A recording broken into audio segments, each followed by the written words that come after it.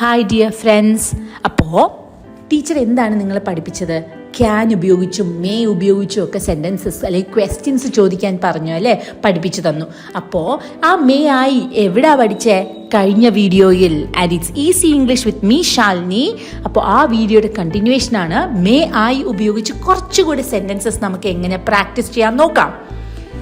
ഞാൻ ആ പേനൊക്കെ ഒരു നിമിഷത്തേക്ക് വാങ്ങിച്ചോട്ടെ. May I borrow your pen for a moment? ഞാൻ നിങ്ങളുടെ തൊട്ടടുത്തിരുന്നോട്ടെ. May I sit here next to you? ഞാൻ ഈ ബുക്ക് എൻ്റെ വീട്ടിലോട്ട് കൊണ്ടുപോയിക്കോട്ടെ. May I take this book home with me? ഞാൻ ഈ റൂമിൽ നിന്ന് ഒരു മിനിറ്റ് പുറത്തോട്ട് ഇറങ്ങിക്കോട്ടെ. May I leave this room for a minute?